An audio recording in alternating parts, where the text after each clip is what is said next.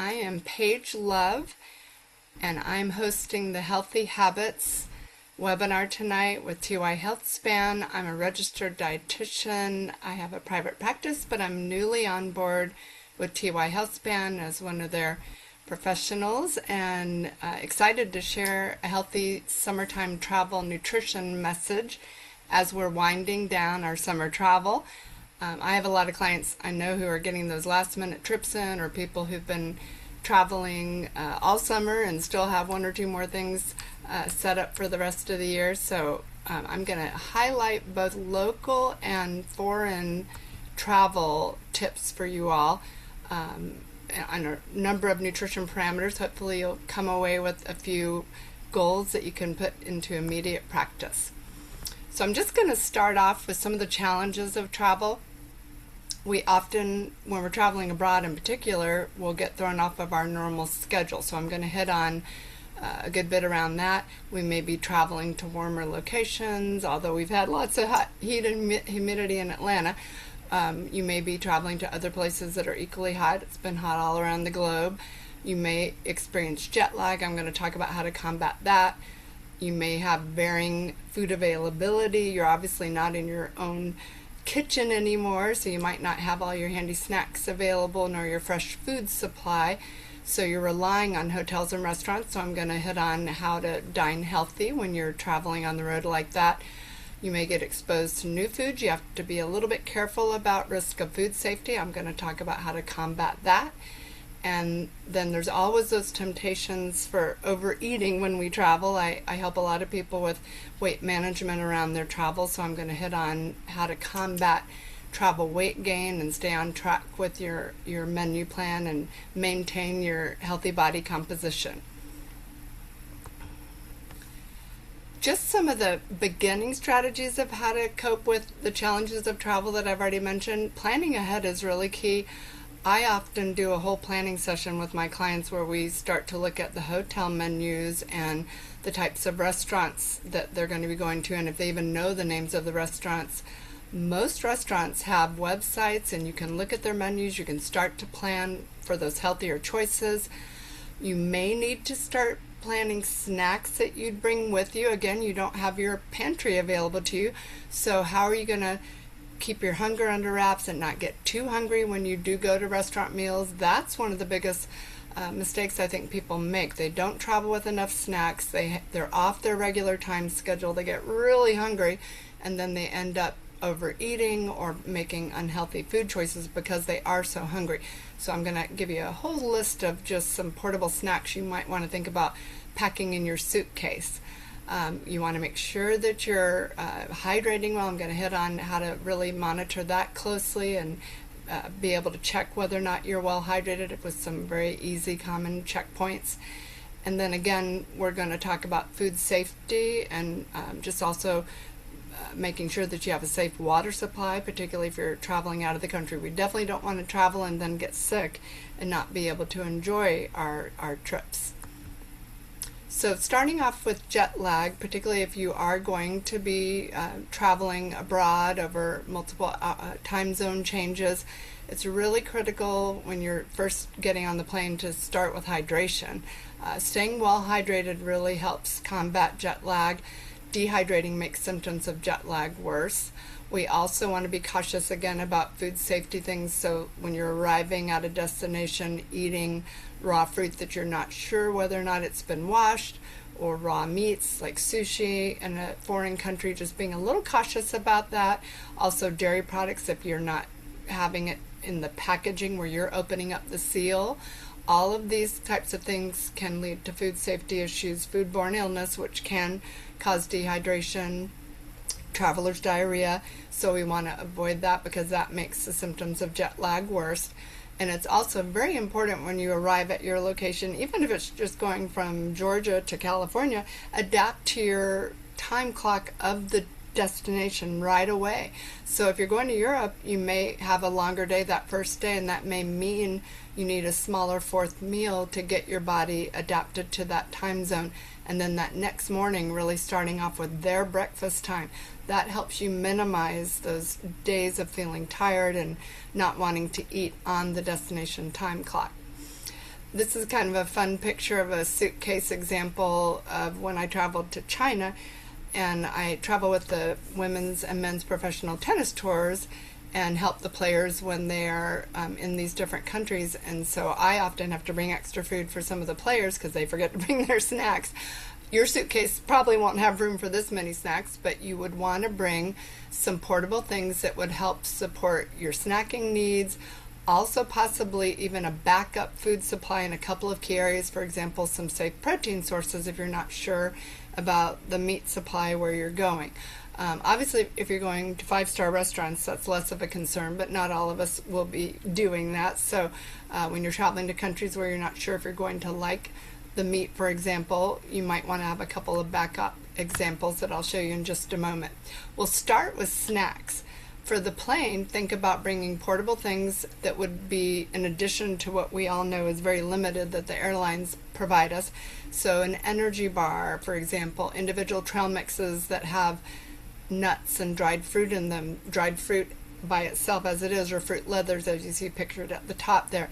I'm a big fan of the applesauce squeezes, particularly the ones that combine apple and other veggies. We often don't get many veggies when we're on a plane, and if you're on a plane for 8 to 10 hours, you might be very limited on fruits and vegetables. Loose granola or granola bars, meat jerkies, and jerkies come in all kinds of meat. You can get turkey jerky, chicken jerky, salmon jerky, bison jerky. So picking a jerky of your choice. Vermont brand is one of my favorites. It has a turkey jerky that's not nitrate free, so that might be one to consider. You may also want to consider on the plane having with you, as well as at your destination, electrolyte packs that would help you stay hydrated. As we're traveling at higher altitudes, it's very easy to become dehydrated. You have accelerated dehydration occurring at high altitude. So having electrolytes added to the water that they would provide you on the plane will help your body hold on to that water, help you stay better hydrated. Also drinking salty beverages like tomato juice that often they will have as a beverage option at mealtime, and having salty foods. All of those things help your body hold on to water and help you maintain your hydration status while you're flying.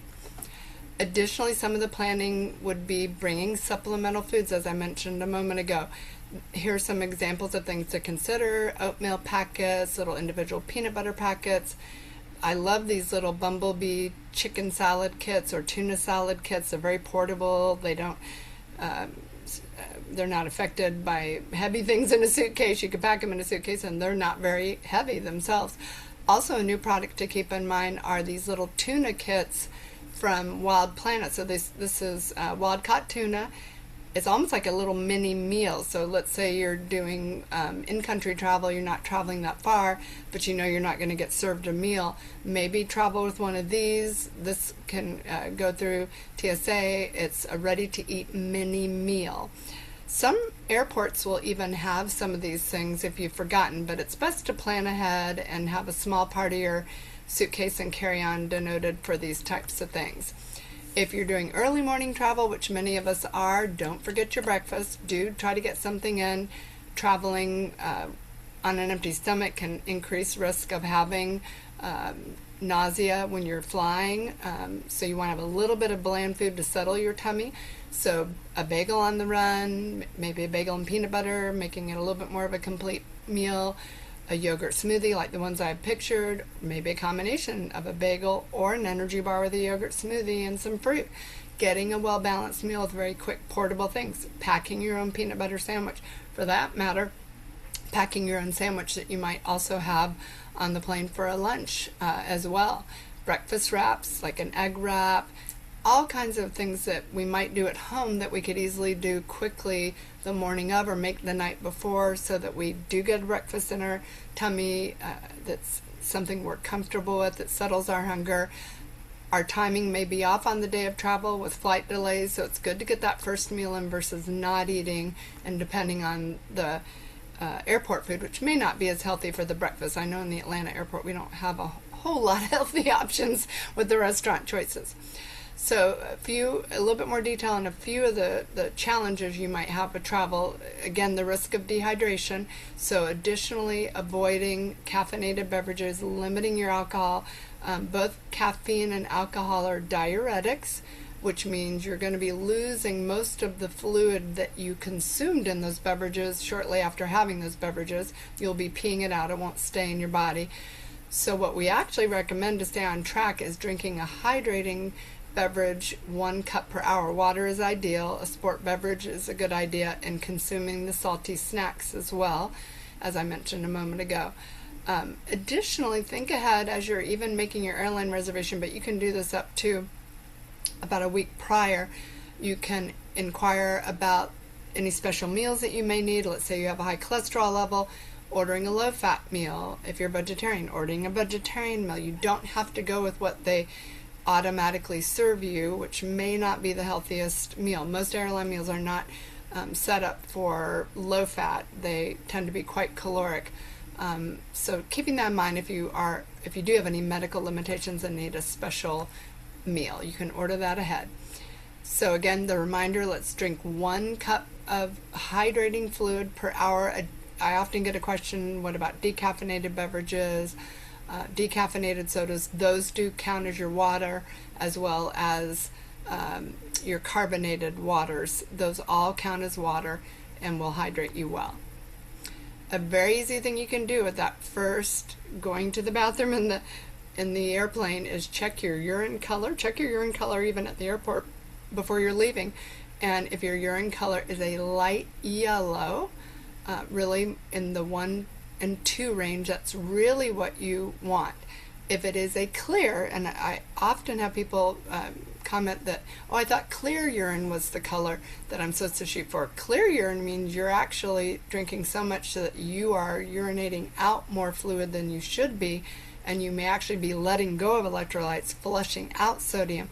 So it's really important to pay attention to this. This is one of our best gauges to check our own hydration status. So do check that before and during your flight. If you get caught in a flight delay these days, and I would say in our Atlanta airport, I have even noticed there are much healthier concessions in the magazine shops. Look for snacks that are healthier, that are lower fat, pretzels, popcorn, 100% natural juices. Fresh fruit is even available, things like apples and bananas. Try to get healthy sandwiches. I often see Boar's Head little stands with healthy sandwiches, little side salad type things, chef salads, hummus snack kits, which might be hummus with crackers or hummus with veggies. And then I've already mentioned individual nut packs for the whole trip, but those are also often available at the airport. So if you did forget to pack your snacks, it'll be a little expensive, but you can get some healthy snacks at the airport to get you through the flight, and then you could obviously shop when you first arrive at your destination to get other things that are healthy. So again, don't forget your breakfast, and as you're arriving at your destination, often when you fly overnight, the breakfast that the airlines provide you is not so healthy. So I would say even getting another breakfast, which might be that extra meal that gets you on the timeline, because let's say you arrive in Europe at 6 o'clock, but you're noticing that you're hungry around 9 o'clock, getting another more balanced meal that maybe has a fibrous carbohydrate, like a whole grain bread, a fruit, a fresh fruit that you might not have had available on the plane, a good protein source like an egg or a lean breakfast meat. And getting that meal in is going to curb your hunger and help you head off at the pass to overeating later in the day. And then just another couple of tips about food safety. We forget when we arrive in foreign countries that the water supply and food supply might not be as safe as it is in the U.S. It's a little bit less of a risk in the U.S. to have to worry about this. But be careful about ice in foreign countries and water that you haven't opened the seal on the water bottle.